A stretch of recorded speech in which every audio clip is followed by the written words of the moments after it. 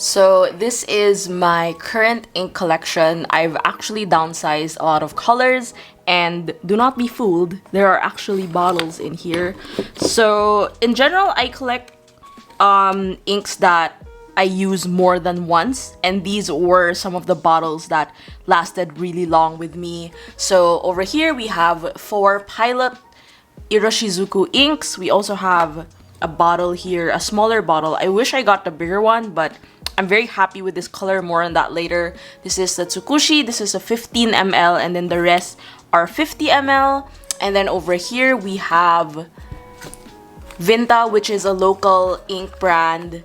I have these in 30 ml. Actually, most of these inks are already almost done because I sold some as samples to some of my patrons. And then over here I have my Fab 4 of Sailor inks. So we have 3 Sailor Shikiori inks and then 1 Sailor Ink Studio ink that I adopted from my friend.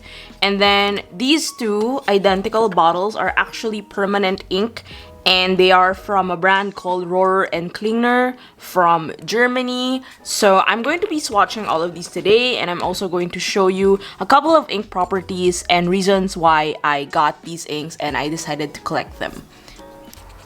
Now we are going to the fun part. I don't have a glass pen, but I do have these cotton buds that we're gonna use for swatching, as well as a dip pen that was given to me by 𝚘𝚘𝚅. Thanks 𝚘𝚘 for the dip pen. So I'm gonna use the dip pens and I'm gonna swatch each color I would like to share with you from my collection. These are my personal favorites, and they're also the reasons why I have these in my collection. If you're doing ink swatching, make sure to also have some water and some paper towels so that you can like clean off easily. So we're gonna start with the Sailors. So story time. This Yodaki was the first bottled ink that I got when I saw it on the listing, and then it said brick red. I was like, okay, I'm sold. So this is the Sailor Shikiori Yodaki. Then this one is the Sailor Ink Studio 680. A nice dark brown. So we're gonna check out these swatches. A lot of my journal spreads and a lot of the colorways and color preferences that I have are within this family, and that's something that I really wanted to preserve. Sailor Shikiori. So just more loops. One thing you'll also notice is Sailors have similar bottles. I don't know if that's like, I guess it's for uniformity purposes. So this 680, at first glance it looks like a true brown, but it actually has pink undertones, which I find interesting. So that's also why I bought this, because it's a nice like everyday ink color. I also don't really use a lot of bright ink colors unless I'm feeling festive, but that's just a very rare occasion. I guess you can say I love my greens. So these are 2 greens that I got in the Shikiori line as well, but the other one is actually not very green. This one is a true green. This is Tokiwamatsu, and it is one of my favorites because it's just gorgeous. And then this one, Rikyucha, is more of like a tea, green tea. It's not actually green tea. I would say like oolong tea. It has like hints of brown. And if you compare the body, the other one is really a darker green, or it's actually borderline like green-brown. So I would say like one of the reasons why I buy Sailor ink is the wet flow really gets to me. At the same time, there is some sort of shading property that I can't really explain, but I really see it. When I use a Sailor ink, I immediately know it's a Sailor ink. You know, that kind of thing. The shading is so gorgeous. I'll wait for it to dry so I can show you. So obviously this is the Sailor page. Rikyucha, I bought this from Fountain Pen Palenque. I remember buying it because I was eyeing it when someone was selling it, and I was like, wait, this is like a very interesting sort of green. It's not something you see often in greens, and it's mostly because it has like the properties of a brown green. And at some point I did some research, and it's actually like, you know, cha is tea, so it has a very distinct shade of green and brown combined. And it's funny because this ink registers as like a dark brown on some papers, like I've tried it with Rhodia. So I guess it really depends on how you're going to use this, but It has a really nice wet flow, and that I can definitely say is one of its key strengths. As well as you'll see now how the color is slowly changing from the initial green that I put, like I dabbed on the paper. Now it's turning into like this brown shade. Kind of reminds me of Inaho actually, and it's really, really gorgeous. It's a color changing ink for sure. Next, we're going local, and I want to say that if you're looking for an entry-level ink that is, you know, budget-friendly as well, then I highly recommend getting Vinta. It's a really great ink. There are also a lot of shading properties, but the inks that I have don't really have that much shading properties, but I'm fine with it because it's not something that I always look for with inks. It's nice to have, but at the end of the day, I really still focus on color. So on the left, we have Vinta Ochre 1797. This was given to me by my good friend Steph for Christmas. And then this one is the Vinta Sea Kelp or Leyte. So there is like a Filipino word corresponding to it. So for ochre, it's 𝚡𝚘𝚅𝚐𝚘𝚅, and then for sea kelp, it's Leyte. I am not highly familiar with the origins of each, but as far as I know, it's on their website, so I'm gonna link it down below for you as well. So this ochre is like a nice mix of, it's not amber, but it's also not like brown, camel brown, but I really like it. It has that, you know, perfect balance of orange and brown mixed in this particular ink. It's also not too dark, so if you're looking for something that's not very dark in terms of brown inks, then this one is really a great option. I sold a lot of samples of this for my patrons and they really liked it. Next one is Sea Kelp Leyte. Vinta Leyte is really gorgeous. It has that true green. It reminds me a lot of Troublemaker's Hanging Rice. I guess they have similar properties, but I would say this is very foresty green, but in a warm, more of in the warm category. So Vinta Sea Kelp. Now, my other ink bottle is also in kelp, which is so cool. This is another local ink. This is called Troublemaker. By the way, the Vinta flow is a bit like not so wet. It's not as wet as Sailor, I would say, but it's a really great ink to have.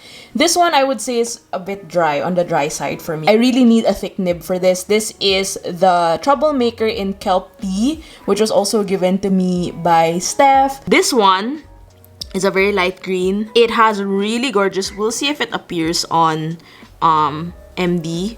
It has really gorgeous undertones of pink. And it's really, really pretty. It has color changing properties. It reminds me a bit of Sailor inks actually. I don't have a lot of Troublemaker inks. I wouldn't say it's something that I immediately reach for when it comes to fountain pen inks, but I do have some that my friends have given me as samples, so thank you, friends. This ink is a bit more on the expensive side for good reason. It's pretty elusive, as I mentioned, and also the bottle is 60 milliliters. 60 ml is a lot. Lastly, this is not a local ink anymore. We're going to be getting into the pilots, and since I wanted like 4 inks in one spread, I took out the green. And this one is actually the first Pilot Iroshizuku ink that I ever owned.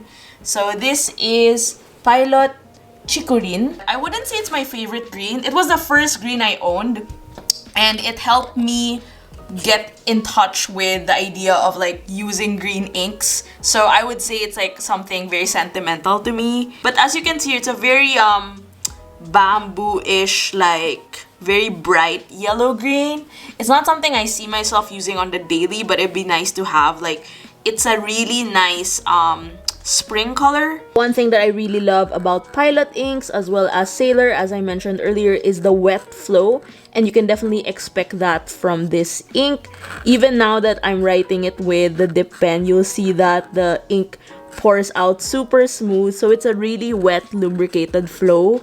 So if you're looking for that kind of ink, then you can definitely count on Pilot to do that for you. Next up, you probably recognize what these bottles look like. So these are my all-time favorites. I would say save the best for last, but I still have actually 2 inks that I'm going to show you that are permanent inks, but these ones are my favorite inks. I would say it's a big tie between Pilot and Sailor, but these Pilots have been my mainstay inks for the longest time, for the primary reason that the wet flow really gets to me. I would say I really love Sailor because of the wide variety of colors, but if you're looking for really basic essential colors, I think Pilot gets that pretty much covered. So of course I went for the warm tones, and I'm gonna show you the bottle because they look gorgeous. This one is the Pilot Iroshizuku Fuyugaki. This is a nice persimmon color. I got this actually from Uni's D-Stash. Next up, this is more or less a more orangey color. This is the Pilot Iroshizuku Yuyake. This one was the first big bottle that I bought because when I got my Pilot Custom 823, I asked Pilot Philippines if they had inks available, so I got the Pilot Yuyake. Next one is the Inaho. This one, I used to not like it, and then when I found out that it's going to be discontinued, I gave it another go and I bought a bottle, and I realized that I actually like it if you put it in the right pen. Last but not the least, unsung hero. Personally, my favorite is the Pilot Tsukushi. Pardon the messy inky hands.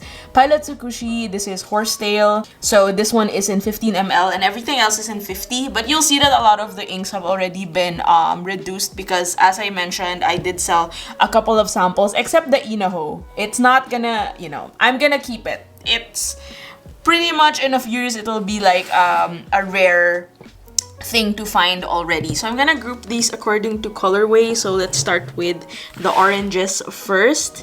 Now this Fuyugaki is something that I don't load on my pens all the time. However, I would like to say that the ink qualities of this are really great because it's a nice bright orange. And it's just really nice and vibrant, and I think this is one of the brighter inks I own. Next, we're going to compare it with Yuyake. So I would say this is more of a citrusy, orangey situation. But surprisingly, this isn't super vibrant of an orange. That's why I really like how it performs on pens, and I use this a lot as well.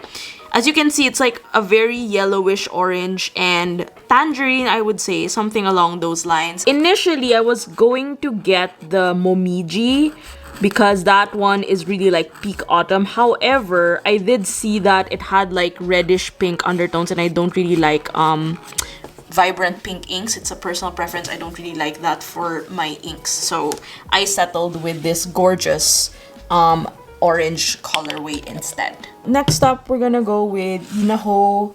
For some reason, I like to think of this as a very like something like an ink Taylor Swift would use, lol, with like folklore and evermore energy. As far as I know, it's like rice ear in translation. I really love this color. It's something that I am so happy Pilot came up with, but Pilot, why you discontinue this ink? It's really pretty.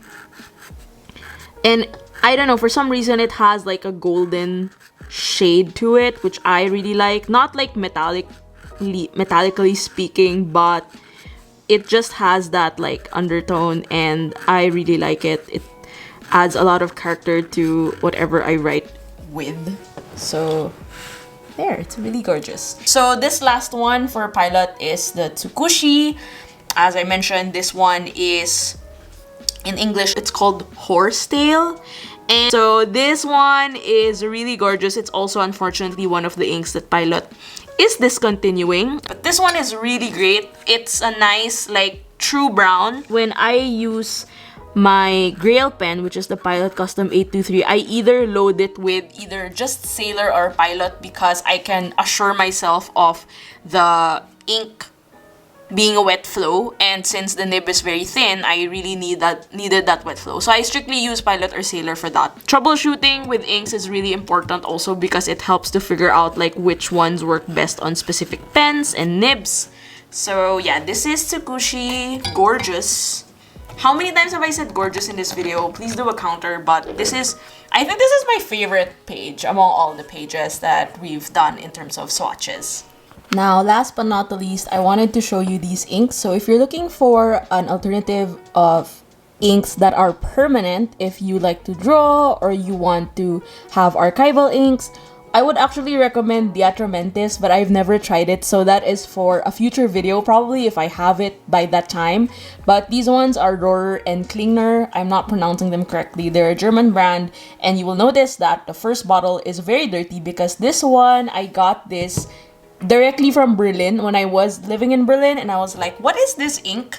And at the time, I was super curious about it, so I decided to get a bottle for myself. I actually have not used it as much as I expected to, but this one is called Lotte, and it is a nice true black color. So if you're using, if you want to use black ink, then I highly recommend this. However, since this has a permanent quality to it, it tends to dry out fast on the pen itself. I've heard people tell me that, you know, you can't not use these pens. So if you load this on a fountain pen, you have to use that pen frequently. That way you don't risk getting the ink stained on the pen body. And this one is really great if you are, as I mentioned, doing a lot of drawing or would like to do like watercolor sketches, or if you're just looking for a true black permanent ink, then this is a really great option for that because it is, as I mentioned, a true black. So if you're not keen on like a very black ink situation, then this one more of lends itself as like a sepia toned ink color. I would also say it has like touches of olive green, but it's not very obvious. So if you use like a lot of dabs with your swab, then it turns out more of like a very dark brown, but it's not warm brown. It's more of like a cool brown. Actually, at this point, I just think of it as like a really nice alternative to the usual blacks when you have permanent inks. So this one is really a great ink to try as well. So this is RNK Sketch Ink in Lilly. There are a lot of different colors for the sketch ink, so if you're keen, you can definitely try them. There are, I think there's also 𝚘𝚘𝚅, there's Jewel, you know, reds, greens, and other vibrant colors so that you can play around with your creativity more. But these ones are really great staples to have if you just want very neutral shades for your collection. So these ones are very nice neutral colors to have if you want some blacks and browns in your collection.